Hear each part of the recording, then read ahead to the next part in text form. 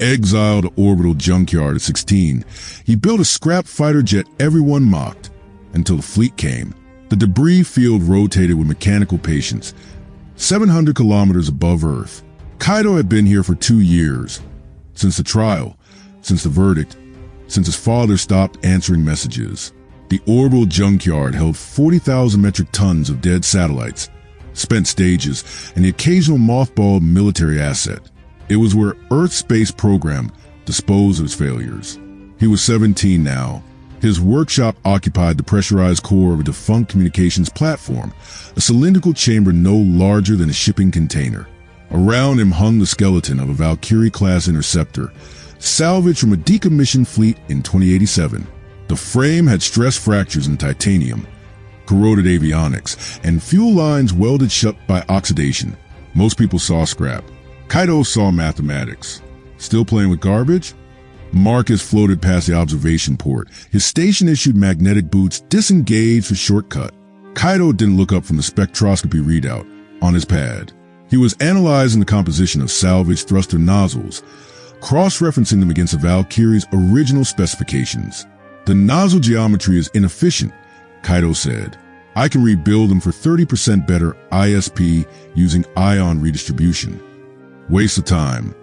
Marcus pushed off, his laughter echoing through the chamber. That thing will never fly. Command won't authorize it. Your old man made sure of that.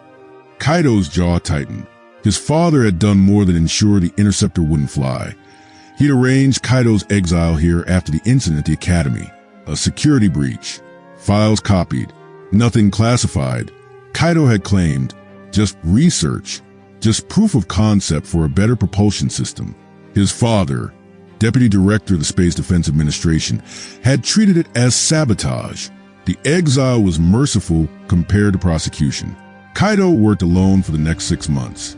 He rebuilt the fuel injectors using salvage components from 3 different spacecraft, recalibrating the combustion chamber equations on his personal AI. He rewired the navigation core, cannibalizing the Surveyor probe's gyroscopic array. The engine tests, conducted in the Junkyard's vacuum chamber, barely within his access parameters, showed results that made his hands shake. He had achieved 34% better fuel efficiency than the original design. The Valkyrie's airframe would never be flight certified. It would never pass inspection. But structurally it was sound, and it would fly. On the day he fired up the main engines in a tethered test, the entire station shuddered. Alarms shrieked. By the time the security team reached his workshop, Kaido had already powered down, hands raised. They seized his pad, locked the chamber, and filed reports that would likely end with his permanent revocation from orbital space. He waited in isolation for 3 days. Then the sirens changed pitch. Through the observation port, Kaido saw it first, a silver streak cutting through the debris field at impossible velocity. Not a merchant vessel, not a survey ship, military architecture. Then another, and another.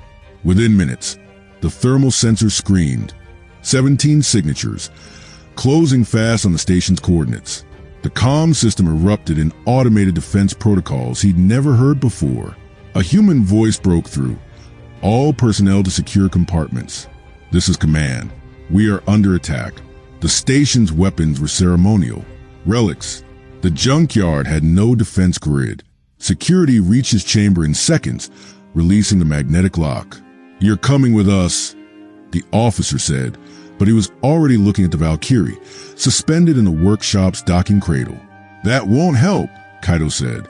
No, the officer agreed, but orders are... The first impact hit the station's outer ring. The decompression alarm screamed. Kaido moved on instinct. He unsealed his pressure suit, an action that should have killed him in the vacuum, and cycled the emergency hatch on the Valkyrie's cockpit. The interceptor systems came online as he strapped in, his muscle memory finding the controls.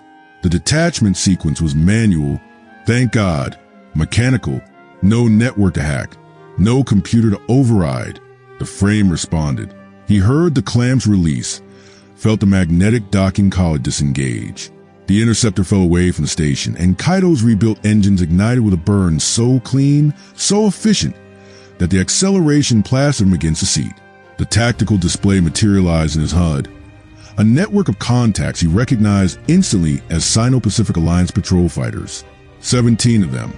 They'd hit the station first, systematically, because it was defenseless, and because it was his. Kaido understood then.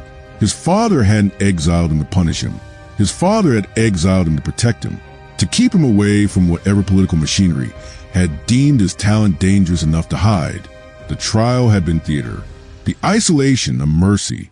Now his interceptor screamed toward the attacking formation, and every equation he'd spent 2 years perfecting sang through its frame. His engines burned hotter, lasted longer, turned sharper than anything those pilots had trained against. Kaido pulled the trigger, and the scrap fighter sang.